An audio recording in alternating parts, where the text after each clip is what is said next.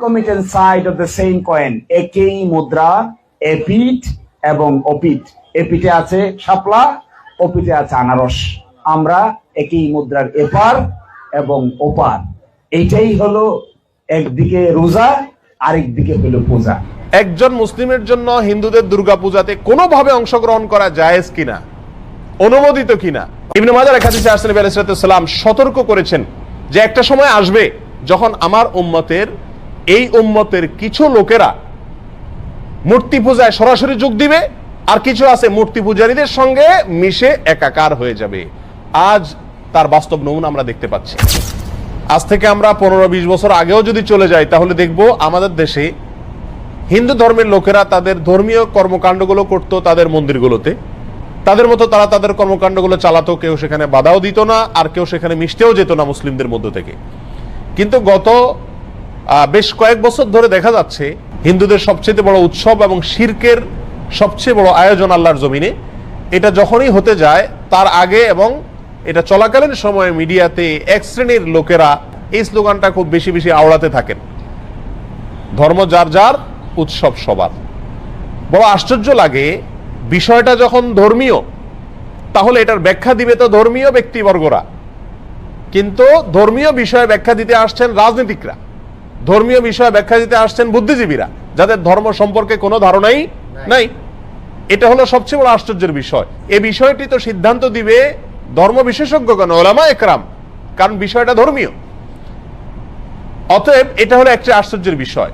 দ্বিতীয়ত হলো এই স্লোগানটার মতো অন্তঃসার শূন্য, অযৌক্তিক এবং হাস্যকর আর কোনো স্লোগান হতে পারে না। এই স্লোগান যদি যৌক্তিক হতো, এটার যদি অন্তঃসার থাকতো, তাহলে তো এই স্লোগান মুসলমানদের ঈদের সময়, উৎসবের সময়ও আসতো। বলা হতো, হিন্দুদেরকে আহ্বান করা হতো, তোমরাও আসো, দোনো ঈদে অংশগ্রহণ করো। অথচ তখন এটা করা হয় না। তাহলে বোঝা গেল উদ্দেশ্যমূলকভাবে শুধু মুসলমানদের ঈমান ধ্বংস করার জন্য এই ষড়যন্ত্রমূলক স্লোগানটি বাজারে চাউর করে রাখা হয়েছে, এবং এর পিছনে কিছু ষড়যন্ত্রকারী তথাকথিত বুদ্ধিজীবী এবং রাজনীতিকরা কাজ করছেন। আমরা সকলেই জানি কোরবানিদের সময় পাক ভারত উপমহাদেশের মানুষ সবচেয়ে বেশি পরিমাণে কোরবানি করে গরু।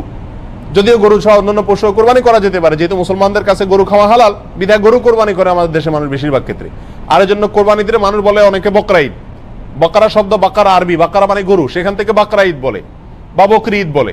তো বাকারা বা বকরি আরবি গরু থেকে, তার মানে গরুর ঈদ। ঈদটাই হলো গরু জবাই করে গরুর গোশত খাওয়া, বিতরণ করার উৎসব। তাহলে সেই কোরবানির ঈদে যদি হিন্দু ধর্মের লোকদেরকে আহ্বান করা হয় যে তোমরা আসো, গরুর গোশত খাও, তাহলে এটা তাদের জন্য অপমানকর হবে কিনা, তাদের জন্য কষ্টের হবে কিনা? কারণ তারা গরুকে পবিত্র মনে করে, গরুকে মা মনে করে, গরুকে পূজা মনে করে। সেখানে গরুর গোশত খাইতে যদি আসতে বলা হয়, তার মাবুদের, সে যাকে ইবাদত করে, পূজা করে, তার গোশত খেতে তাকে যদি আহ্বান করা হয়, তাহলে এর চাইতে বড় অপমান আর কষ্টের কি হতে পারে? এই কারণেই কোন রাজনৈতিক বা তথাকথিত বুদ্ধিজীবীদের কেউই আহ্বান করে না হিন্দুদেরকে যে আসো, মুসলিমদের সাথে উৎসবে সামিল হয়ে যাও, কারণ উৎসব সবার। কেন? কারণ একজনের ধর্মীয় ইবাদত, একজনের ধর্মীয় উৎসব আরেকজনের জন্য বিপরীত হতে পারে। একজন মুসলিম নগণ্য থেকে নগণ্য, সাধারণ থেকে সাধারণ মুসলিমও জানেন যে ইন্না শিরকা লাযুলমুন আযীম, নিঃসন্দেহে শিরক, নিশ্চয়ই শিরক এটা সবচেয়ে বড় অপরাধ। ইন্নাল্লাহা লা ইয়াগফিরু আন ইউশরাকা বিহি ওয়া ইয়াগফিরু মা দুনা যালিকা লিমান ইয়াশা। আল্লাহ সুবহানাহু ওয়া তাআলা তার সঙ্গে শিরক করলে এটা মাফ করেন না, আর শিরক ছাড়ানো যে কোনো গুনাহ আল্লাহ চাইলে যার জন্য ইচ্ছা তার জন্য কি করতে পারেন? ক্ষমা করতে পারেন। আর এই শিরকের সবচেয়ে বড় আয়োজন দুর্গাপূজা। এই দুর্গাপূজার অনুষ্ঠান ভিন্ন ধর্মের লোকেরা করছে, হিন্দুরা করছে। একজন মুসলিম হিসেবে আমি তার তাড়াতাড়ি করতে দিতে পারি এতটুকু, কিন্তু তার সে উৎসবে আমি সামিল হওয়া, যোগদান করা, কোনোভাবে অংশগ্রহণ করা একজন হিন্দুকে কোরবানির ঈদে, বকরা ঈদে গরুর গোশত খেতে আহ্বান করা বা বাধ্য করার মতোই, একই বিষয়, কোনো পার্থক্য নাই। হিন্দুদের যে ধর্মীয় অনুভূতির কথা চিন্তা করে কোরবানির ঈদে তাদেরকে গরুর গোশত খেতে আহ্বান করা হয় না, ঠিক একই চেতনা থেকে, একই চিন্তা থেকে, একই লজিক এবং যুক্তি থেকেই মুসলমানদেরকে দুর্গাপূজা বা হিন্দুদের এই সমস্ত পূজার মধ্যে সামিল হওয়ার জন্য আহ্বান করা উচিত নয়, অন্যায়, অন্যায্য, অযৌক্তিক এবং অন্তঃসার শূন্য আহ্বান এবং দাবি। সম্মানিত ভাই বন্ধুগণ, আমাদের দেশের যে রাজনৈতিক কালচার আছে আমরা সবাই এটাকে খুব ভালো করে বুঝি। সেজন্য ডক্টর খন্দকার আব্দুল্লাহ জাহাঙ্গীর রাহমাহুল্লাহ একটি সুন্দর উপমা দিয়েছেন। তিনি বলেছেন যে আমাদের দেশটি রাষ্ট্রীয়ভাবে সাংবিধানিকভাবে গণতান্ত্রিক দেশ, আর গণতান্ত্রিক দেশে প্রত্যেকটি গণতান্ত্রিক দল তাদের কর্মকাণ্ড পরিচালনা করবে, রাজনৈতিক কর্মকাণ্ড তারা করবে, কেউ তাতে বাধা দিবে না, এটা তাদের সাংবিধানিক অধিকার রাষ্ট্রের। সবাই যার যারটা করতে পারবে, এর মানে এই নয় যে এক দলের লোকদেরকে অন্য দলের লোকদের রাজনৈতিক কর্মকাণ্ডে সামিল হওয়ার জন্য, যোগদান করার জন্য আহ্বান করা হবে বা বলা হবে বা নির্দেশ দেওয়া বা উৎসাহিত করা হবে। এক্সাম্পল দিলে সহজে বুঝে আসবে। যদি বিএনপি কোনো প্রোগ্রাম করে, তাদের রাজনৈতিক প্রোগ্রাম, অথবা আওয়ামী লীগ কোনো তাদের রাজনৈতিক প্রোগ্রাম করে, একটা সভা করে, এর মধ্যে যদি বিপরীত দলের লোক, আওয়ামী লীগের সভা যদি বিএনপির কোনো নেতা এসে যোগ দেয়, তাহলে সমাজের সব মানুষ বলবে এ লোকটা দালাল, এ লোকটা মুনাফেক, তলে তলে আওয়ামী লীগের সাথে হাত মিলেছে। ঠিক না ঠিক? এটাকে কেউ ভালো চোখে দেখবে না, এবং কেউ বলবেও না যে না আওয়ামী লীগ আলারা বিএনপির সমাবেশে, বিএনপি আলারা আওয়ামী লীগের সমাবেশে আসেন। কেউ বলবে এই কথা? কেউ বলবে না।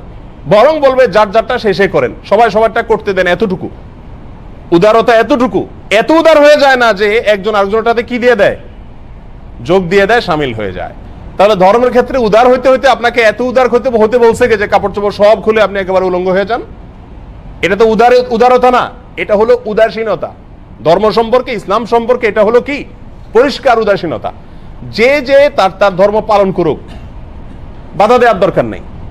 কিন্তু এর মানে তো এই নয় যে আমি মুসলমান হয়ে তার পূজাতে অংশগ্রহণ করতে চলে যাব, সেখানে সামিল হতে চলে যাব, পূজার অনুষ্ঠানে যোগ দেব, সেখানে গিয়ে চেহারা দেখাবো।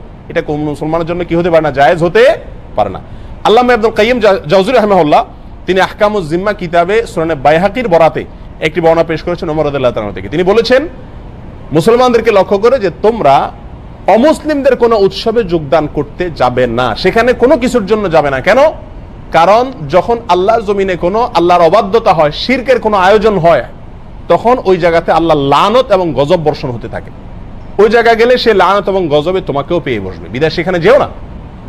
ইবনে মাজার এক হাদিসে আসছে নবী আলাইহিস সালাম সতর্ক করেছেন যে একটা সময় আসবে যখন আমার উম্মতের কিছু লোকেরা মূর্তি পূজায় সরাসরি যোগ দিবে, আর কিছু আছে মূর্তি পূজারীদের সঙ্গে মিশে একাকার হয়ে যাবে। আজ তার বাস্তব নমুনা আমরা দেখতে পাচ্ছি। দুর্গা পূজাতে বহু মুসলিমরা চেহারা দেখাতে চলে যায় এবং তথাকথিত উদারতা দেখাতে চলে যায়। পাকিস্তান একটা দেশ, আমাদের একটা দেশ, পাকিস্তান থেকে আমরা পৃথক হয়েছি। পাকিস্তান তাদের জাতীয় দিবস পালন করে, আমরা আমাদের জাতীয় দিবস পালন করি, যে যে তারটা করে। আমাদের দেশে পাকিস্তানের এম্বাসিতে বসেও তারা তাদের জাতীয় দিবস পালন করে, আর আমাদের এম্বাসিও পাকিস্তানের ভূখণ্ডের মধ্যে বসে আমাদের জাতীয় দিবস পালন করে।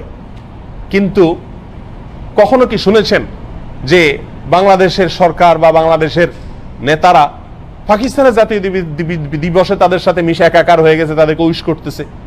অথবা বাংলাদেশের জাতীয় দিবসে পাকিস্তানের নেতারা যোগদান করছে, উইশ করতেছে, এরকম শুনছেন? কখনো শুনেন নাই। কেন?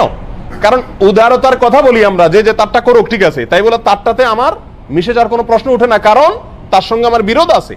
বিরোধ থাকলেও উদার থাকবো আমি, সেটা ভিন্ন বিষয়। একজন মুসলিমের সাথে শিরকের সাথে সম্পর্ক হলো সাপে নেউলে। যদি তার ঈমান রক্ষা করতে হয়, তাহলে সে কেউ যদি শিরক করে থাকে বাধা দিবে না, এতটুকু হতে পারে। কিন্তু সেখানে যোগদান করা, সেখানে হাজির হওয়া, উপস্থিত হওয়া, এটা কোনো অবস্থাতে জায়েজ বা যৌক্তিক হতে পারে না।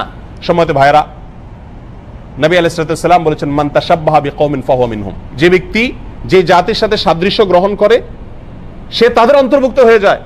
আপনি যদি কোনো শিরকের প্রোগ্রামে যান, অনুষ্ঠানে যান এবং তাদের সাথে গিয়ে গা ভাসান, মিশে যান, তাহলে আপনি তাদের দলভুক্ত হয়ে গেলেন। অন্য এক বর্ণনা আসছে যে ব্যক্তি কোন জাতির দল ভারী করে, সেখানে গিয়ে লোক সংখ্যা ভারী হলো, পূজা অনুষ্ঠানে আপনি গেলেন, 100 মুসলমান গেলে 100 জন বাড়লো কিনা, সংখ্যা বাড়লো কিনা, তাদের দেখতে বেশি দেখা গেল কিনা। যে ব্যক্তি কোন দলের, কোন সম্প্রদায়ের, কোন ধর্মের লোকদের দল ভারী করবে, সে তাদের অন্তর্ভুক্ত হবে। কত বড় জঘন্য কথা। আমাদের দেশের এক শ্রেণীর ব্যবসায়ীকে তারা অর্থায়ন করে থাকেন এই সমস্ত পূজার সময়, মণ্ডপ তৈরিতে টাকা পয়সা দিয়ে থাকেন, বিভিন্ন গেট করে থাকেন, তোরণ নির্মাণ করেন এবং লেখা হয় তোরণে এটা অমুক ব্যবসায়ীর পক্ষ থেকে, মুসলমান ব্যবসায়ীর পক্ষ থেকে। আল্লাহ সুবহানাহু ওয়া তাআলা কোরআনে কারীমের ভিতরে বলেছেন তাআওয়ানু আলাল বিররি ওয়াত তাকওয়া ওয়া লা তাআওয়ানু আলাল ইসমি ওয়াল উদওয়ান। তোমরা ভালো এবং তাকওয়ার কাজে একে অন্যকে সহযোগিতা করো, অন্যায় আর সীমা লঙ্ঘনের কাজে একে অন্যকে সহযোগিতা করো না। তাহলে শিরকের কাজে যদি সহযোগিতা করা হয়, তাহলে সরাসরি শিরক সম্পাদন করার যে অপরাধ, সেই অপরাধের দায় ওই সহযোগী ব্যক্তিকে বহন করতে হবে। কারণ আদ-দাল্লু আলাল খাইরি কাফাইলিহি, যে ব্যক্তি কোনো কাজের ভালো কাজের পথ দেখাবে সে ভালো কাজ করা ব্যক্তির মতো সওয়াব পাবে। ঠিক তেমনি ভাবে যে ব্যক্তি মন্দ কাজের পথ দেখাবে